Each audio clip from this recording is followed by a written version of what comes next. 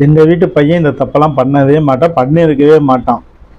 எங்கள் வீட்டு பொண்ணு இந்த மாதிரி தப்பெல்லாம் பண்ணவே பண்ணாது, பண்ணுறதுக்கு வாய்ப்பே கிடையாது, எங்கள் வீட்டு பிள்ளைய பற்றி எங்களுக்கு தெரியும் அப்படின்னு சொல்கிற பெற்றோர்களுக்கும் உடன் பிறந்தவர்களுக்கும் மட்டுமே இந்த வீடியோ.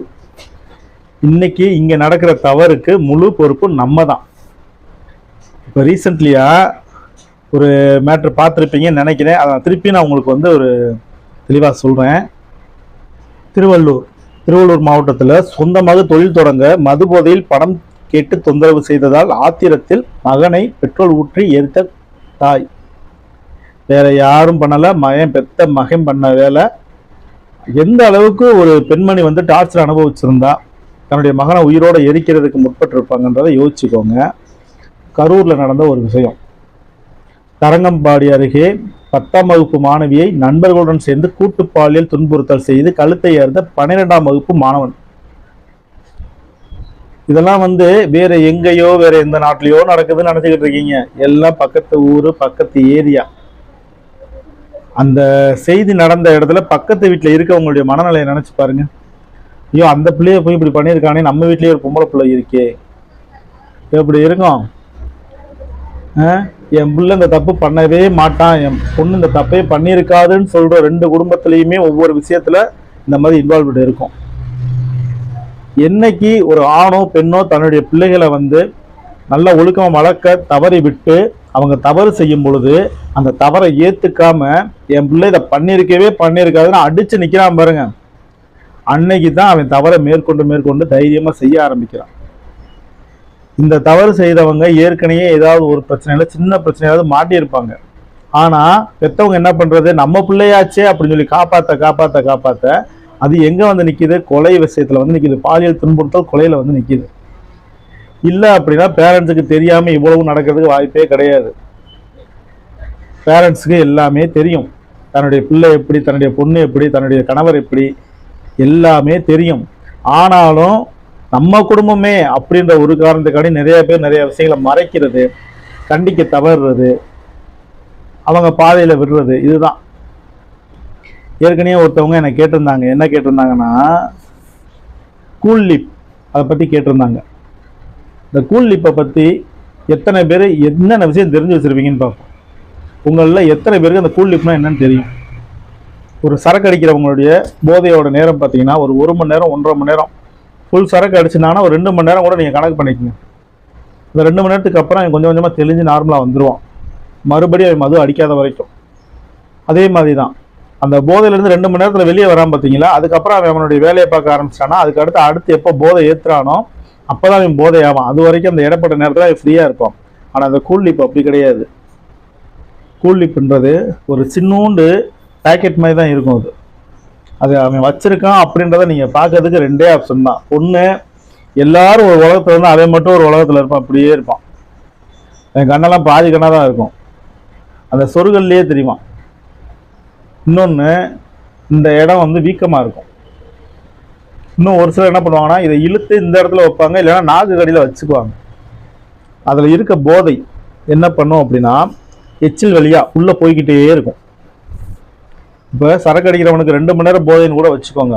இப்போ இந்த கூல் லிப் வைக்கிறான் பார்த்தீங்களா, அந்த பேக்கெட்டில் ஒரு 10 பீஸோ இல்லை 5 பீஸோ இருக்குது அப்படின்னா, இது ஒரு 40 நிமிஷம் வாயில் வச்சு ஊறுறான்னு வச்சுக்கோங்க. 40 நிமிஷம் வச்சு இதை எடுத்து போட்டோடனே அடுத்த தீக்கு உள்ளே வச்சுருவோம். இப்படி வைக்க கண்டினியூவாக அந்த போதை வந்துக்கிட்டே இருக்கும். ஸோ நம்ம வீட்டு பிள்ளைங்க இதை பயன்படுத்தலை அப்படின்றத சாதாரணமாக எடுத்துக்கிட்டு துணி துவைக்கும் போதே ஈஸியாக பேரண்ட்ஸ் கண்டுபிடிச்சிருவாங்க. தன்னுடைய வீட்டு பையன் இதை வச்சிருந்தான் அப்படின்றத ரொம்ப ஈஸியாக கண்டுபிடிச்சிருவாங்க. ஆனாலும் அதை பற்றி கவலைப்படுறது கிடையாது. என்னத்தையோ வச்சிருக்கான், சரி வச்சுட்டு போகிறான், ஊர் உலகத்தில் நடக்காததா அப்படின்னு ஆரம்பிக்க விடுறது. அதுக்கப்புறம் அந்த கூல் லிப் மது போதையாக மாறி மது போதையில் இருந்து கற்பழிப்பு, கொலை, கொள்ளை குற்ற சம்பவங்கள் அப்படியே போயிடும்.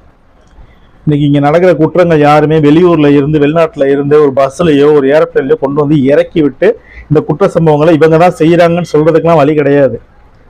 ஒன்று என் வீட்டில் இருக்க குற்றவாளியா இருக்கணும், இல்லை உங்க வீட்டில் இருக்க குற்றவாளியா இருக்கணும். இங்க சமுதாயம் சீர்கட்டுறதுக்கு காரணம் இந்த சமுதாயத்தில் இருக்க மக்கள் தான். நல்ல விஷயத்த காது கொடுத்து கேட்கறதுக்கு ஆளே கிடையாது. ஆனா பட்டாக்கத்தியை கையில எடுத்துக்கிட்டு டான்ஸ் ஆடுறவனை பார்க்கறதுக்கு ஒரு கூட்டமே இருக்கும். அவன் என்ன தைரியத்துல பண்றான், என்னுடைய அம்மா என்னை வெளியே எடுத்துரும், என்னுடைய அப்பா எனக்கு சப்போர்ட் பண்ணி வெளியே எடுத்துருவாரு, எங்க அண்ணன் இருக்கான் என்னை சப்போர்ட் பண்ணி வெளியே எடுக்கிறதுக்கு, அந்த விதத்துல சப்போர்ட் பண்ணிட்டு வாழ எடுக்கிறான். ஒரு நாட்டோட சட்டம் எந்த அளவுக்கு இருக்கோ அந்த அளவுக்கு ஒழுக்கம் அங்க அதிகமா இருக்கும். நம்ம நாட்டு சட்டத்தை பத்தி தான் உங்களுக்கு தெரியுமே. உள்ள போனவனே மறுநாள் வயதால வெளில வந்துருவான். ஸோ அவனை ஃபாலோ பண்ற பசங்க இருக்காங்க பார்த்தீங்களா, அது வேற யாருமே இருக்காது. எல்லாம் அந்த நடுத்தர குடும்பத்தில் இருக்க பசங்களாக தான் இருப்பாங்க. நீங்க நல்லா பாருங்களேன், நடிகர்களுடைய பசங்களே பார்த்தீங்கன்னா நிறைய பேர் பார்த்தீங்கன்னா எல்லாருமே டாக்டரேட் முடிச்சு கலெக்டர் ஆகிட்டு ஐஏஎஸ் ஐபிஎஸ் முடிச்சுட்டு எல்லாமே ஒர்க்குக்கு போயிட்டாங்க. நிறைய பேரோட நடிகர்கள் வந்து அவங்களுடைய குழந்தைகளையும் பிள்ளைகளையும் வந்து நடிகர்களை கொண்டு வர்றது இல்லை. ஏன்னா அவங்களுக்கு தெரியும் எது அப்படின்றது, ஒரு மதிப்பு மரியாதையை தேடி அவங்க போறாங்க. ஆனா நம்ம என்ன பண்றோம், நம்ம வீட்டு பிள்ளைங்கள படிப்பை கூட விட்டுட்டு அதுக்கு டான்ஸ் ஆடணும்னு ஆசைப்பட்டா அதை டான்ஸ் ஆடி அதை ப்ரோக்ராம் பண்ணிக்கிட்டு தெரியும். நிறைய வீடுகளில் இது நடக்குது. திறமை இருக்க பிள்ளைகளை நம்ம ஏத்துக்கலாம். திறமையே இல்லாட்டியும் அந்த பொண்ணு ஆடுது நம்மளும் ஆடுவோம் சொல்லி ஆடுற பிள்ளைங்க நிறைய பேர் இருக்காங்க. அந்த ஸ்கூல் யூனிஃபார்ம்லேயே பார்த்துருக்கலாம். நீங்க உங்களுக்கு சிம்பிளா ஒரு கொஸ்டின் வைக்கிறேன், நான் கொஸ்டின் இல்லை சவாலே வைக்கிறேன். எத்தனை பேர் இப்போ என்னுடைய சப்ஸ்கிரைபர்ல கிட்டத்தட்ட 11,000 பேர் இருக்கீங்க. ஆனா என்னுடைய வீடியோஸை 11,000 பேர் பார்க்கறதே கிடையாது. ஏன்னா நான் சொல்ற விஷயங்கள் அந்த 11,000 பேர் எதிர்பார்க்குற மாதிரி இருக்காது. நான் நாட்டுக்கு தேவையான விஷயங்கள், வீட்டுக்கு தேவையான விஷயத்த மட்டும்தான் நான் சொல்றேன். இந்த 11,000 பேர்ல கிட்டத்தட்ட 10,000 பேருக்கு மேலே நீங்க என்ன எதிர்பார்க்குறீங்கன்னா டான்சிங் ப்ரோக்ராம் இல்லாட்டி லிப்ஸ்டிக் மேடம் இந்த மாதிரி தான் நிறைய எதிர்பார்க்குறீங்க. நான் அது எந்த சூழ்நிலையிலும் அதை உள்ள நான் கொண்டு வர மாட்டேன். எனக்கு தேவை இப்ப இருக்க ஜென்ரேஷன்ல ஒரு 10 பேராவது திருந்தணும். சரியா? என்னுடைய வீடியோ பார்க்குற எல்லா பேரண்ட்ஸுக்கும் நான் ஒரே ஒரு சவால், உங்க பசங்க கிட்ட எதுவுமே எதிர்பார்க்காத நேரம் திடீர்னு அவங்க வரும்போது, தம்பி உங்க மொபைல பாஸ்வேர்டு அன்லாக் பண்ணி கையில கொடுறான்னு மட்டும் கேளுங்க. அந்த போனை அவன் அன்லாக் பண்ணி உங்க கையில அடுத்த செகண்ட் கொடுத்துட்டான்னு வச்சுக்கோங்க, நீங்க உங்களுக்கே ஒரு சபா.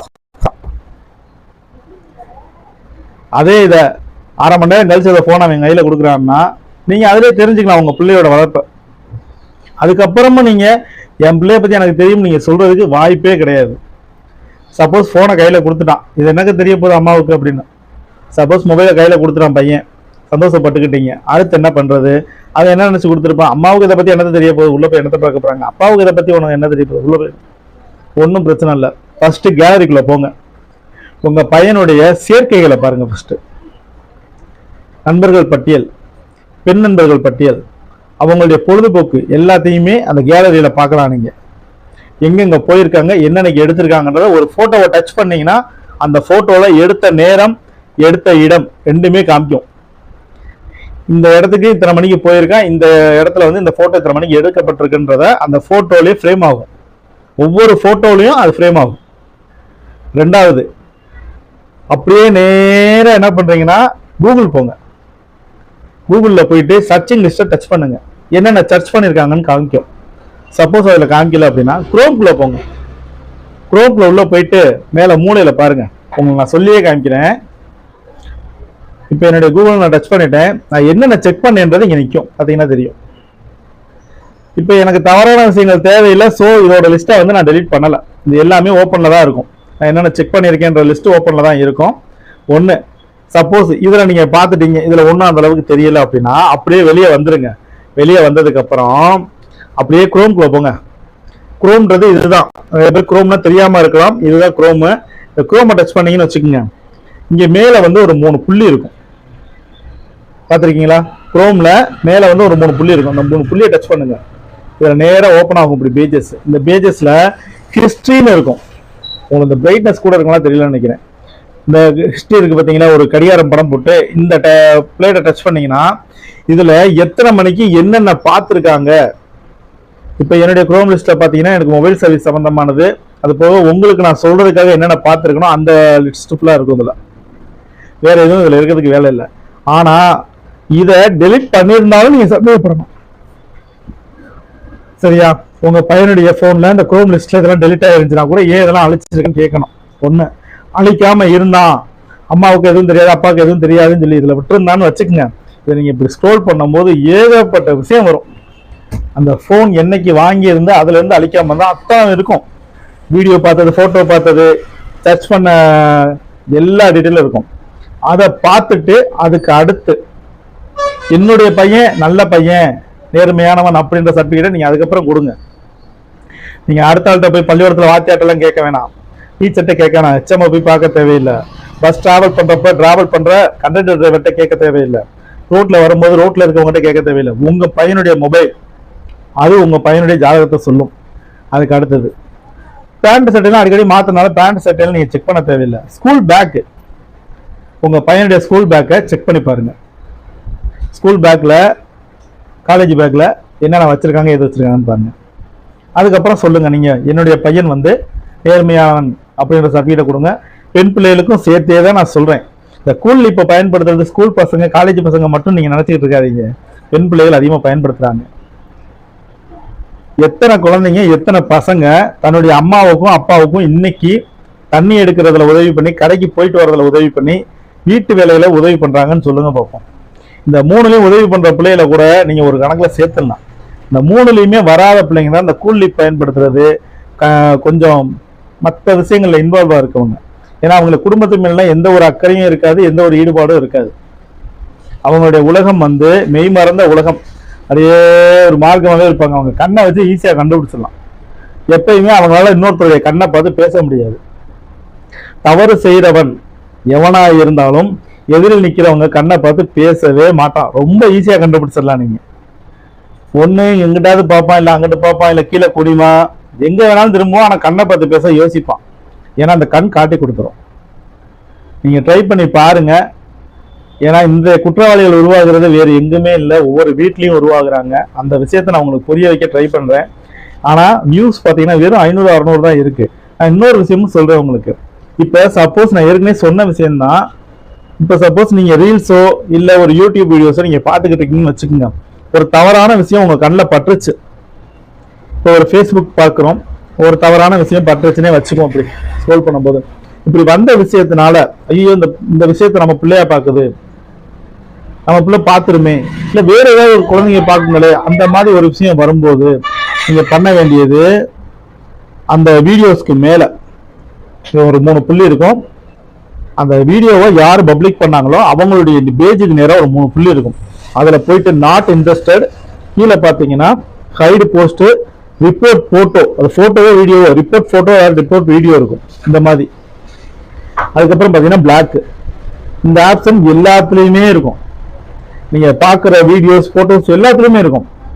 நீங்க யாரை யூடியூப்ல இருந்து தூக்கணும்னு நினைக்கிறீங்களோ அவங்க கிட்டையும் இந்த ஆப்ஷன் இருக்கும். இப்போ நான் உங்களுக்கு தெரியும், நான் நேரடியாக உங்ககிட்ட பேசிக்கிட்டு இருக்கேன். என்னுடைய பேச்சு உங்களுக்கு பிடிக்கல, என்னுடைய செயல்பாடுகள் உங்களுக்கு பிடிக்கல அப்படின்னா என்னுடைய சேனல்ல மேல வந்து 3 டாட் இருக்கும், பிளாக் டாட் இருக்கும். அதை டச் பண்ணி உள்ள போயிட்டு என்னுடைய சேனல் மேல ஒரு பிளாக் மார்க் கொடுக்குறீங்கன்னு வச்சுக்கோங்க. அதை செக் பண்ணிட்டு என்னுடைய சேனலுக்கு வந்து ஒரு வார்னிங் கொடுத்து அந்த சேனலை வந்து பிளாக் பண்ணுவாங்க. ஸோ உங்களுடைய குழந்தைகளின் எதிர்காலத்துக்காக நீங்க செய்ய வேண்டிய 2வது ஒரு விஷயம் என்ன தெரியுமா? நீங்க பாக்குற உங்க கையில இருக்க மொபைல், உங்க பசங்களுடைய மொபைல், வீட்டுல இருந்த எல்லா மொபைலையும் செக் பண்ணுங்க. யாருடைய பேஜ் அதிகமா ஓப்பன் ஆகுது, யாருடைய பேஜ்ல பல்கர் இருக்கு, பல்கரான பேச்சுக்கள், பல்கரான செயல்பாடுகள். புரியும் நினைக்கிறேன். இந்த மாதிரி விஷயங்கள் இருக்குதுல்ல. என்னுடைய சேனல் சப்ஸ்கிரைபர்ல 11,000 பேர் இருந்தாலும் பாக்குறது 600 பேர். இந்த 600 பேர் பண்ணுங்களே, ரொம்ப பேர் வேணாம், இந்த 600 பேர், 600 ரிப்போர்ட். நாளைக்கு வீடியோல எனக்கு கமெண்ட் போடுங்க, சார் நீங்க சொன்னீங்க, நாங்க செக் பண்ணி பார்த்தோம், என்னுடைய பசங்கள்ட்ட இந்த மாதிரி ஒரு சூழ்நிலை இருக்கு, ஸோ அதை நாங்கள் அவங்க கிட்ட கேட்கல, இனிமேல் நாங்கள் திருத்துறதுக்கு முயற்சி பண்றோம். ஆனா அவங்களுடைய மொபைல்லையும் எங்க மொபைல்லையும் நாங்க பாத்துக்கிற விஷயத்துல இந்த மாதிரியான சேனல்ஸை நாங்க பிளாக் பண்ணிட்டோம், ரிப்போர்ட் பண்ணிட்டோம். நீங்க எனக்கு எவ்வளவு விஷயங்கள் சொல்றீங்க, சப்ஸ்கிரைபரா இருக்கவங்க வீடியோஸ் பார்க்க வரீங்கல்ல, கீழே வந்து சப்போர்ட் பண்றீங்க, சப்போர்ட் பண்ணிட்டு அதில் சொல்றீங்க, சார் இந்த சேனலை பத்தி பேசுங்க, அந்த சேனலை பத்தி பேசுங்க அப்படின்றீங்க. ஒரு விஷயம் நல்லா தெரிஞ்சுக்கோங்க, நம்ம எந்த சேனலையும் இப்ப பேச முடியாத சூழ்நிலையில இருக்கோம். ஓப்பனா சொல்லணும்னா எனக்கு நீங்க பர்சனலா ஃபோன் பண்ணி கூட என்ன ஏதுன்னு கேட்டுக்கோங்க. ஆனா என்னால ஓப்பனா சொல்ல முடியாத சூழ்நிலையில இருக்கேன். அதை நீங்க எப்படி வேணாலும் எடுத்துக்கோங்க. ஆனா நான் சொல்ற விஷயம் ஒண்ணுதான், உங்களுக்கு உங்க மனசுக்கு உங்களுடைய மூளைக்கு எட்டாத ஒரு விஷயம் ஓடிக்கிட்டு இருக்கு. அதை உங்களுக்கு புரிய வைக்க நான் ட்ரை பண்றேன். உங்களுக்கு புரியுது அப்படின்னா உங்களால முடிஞ்சது ஒரே ஒரு ரிப்போர்ட். எந்தெந்த சேனல் மேல உங்களுக்கு சந்தேகம் இருக்கோ, எந்தெந்த சேனல் உங்களை வந்து அதாவது உங்க பிள்ளைகளை வந்து வழி நடத்துறத தவறா நடத்த போறாங்கன்றது உங்களுக்கு புரியுதோ, அந்த சேனல் எல்லாத்தையுமே பிளாக் பண்ணுங்க. அந்த சேனல் மேல ரிப்போர்ட் போடுங்க. நீங்க வந்து நேரா கிளம்பி போய் போலீஸ் ஸ்டேஷன்ல போய் கம்ப்ளைண்ட் கொடுக்கலாம் தேவையில்லை. ஒவ்வொரு சேனல்லையும் அந்த சேனலை ரிப்போர்ட் பண்றதுக்கான ஆப்ஷன் கொடுத்துருப்பாங்க. அந்த சேனல்ஸை ரிப்போர்ட் பண்ணுங்க. ரிப்போர்ட் பண்ணீங்கன்னா அதுக்குரிய நடவடிக்கையை அந்த சேனலுக்கு கண்டிப்பா கிடைக்கும். இந்த மாதிரி நீங்க ஒவ்வொரு தடவையும் செஞ்சுக்கிட்டே இருந்தீங்கனாலே இங்க குற்றங்கள் நிறைய குறையறதுக்கான வாய்ப்புகள் இருக்கும். தன் கண்ணில் எதை அதிகமாக பார்க்குறோமோ அது மனசுக்குள்ள பதிஞ்சுதான் அது திருப்பி வெளிப்படும். எடுத்துக்காட்டுக்கு சின்ன பிள்ளைங்களுடைய கற்பழிப்பு, அது எப்ப பார்த்தாலும் நடந்துகிட்டு தான் இருக்கு. கற்பழிப்பு இது வரைக்கும் குறையவே இல்லை. இதெல்லாம் எங்க இருந்து ஆரம்பிக்குதுன்னு நினைக்கிறீங்க? எல்லாம் இந்த செல்போன்ல பாக்குற விஷயங்கள் தான். காமங்களின் வெளிப்பாடு இந்த செல்போன். அவ்வளவு இதுலதான் பாக்குறாங்க. நல்ல விஷயங்களுக்கு உள்ள போறதே கிடையாது. நீங்க பாக்குற இன்னைக்கு கண்ணால பாக்குற நிறைய பேர் ராயல்ட்டியான வாழ்க்கை வாழ்றாங்க அப்படின்னா அதுக்கு காரணம் வேற யாரும் இல்லை, உங்க வீட்டுல இருக்க பிள்ளைங்கள், உங்க வீட்டுல இருக்க குழந்தைங்க, உங்க வீட்டுல இருக்க பசங்க, உங்க வீட்டுல இருக்க பெண் பிள்ளைகள் போடுற லைக்கு ஷேரு, இதுதான் இன்னைக்கு அவங்களுக்கு காரு பங்களா வீடுன்னு எல்லாம் செட்டில் ஆகிட்டு இருக்காங்க. உங்க பிள்ளைங்க அவங்கள பார்த்து கெட்டு போறாங்க.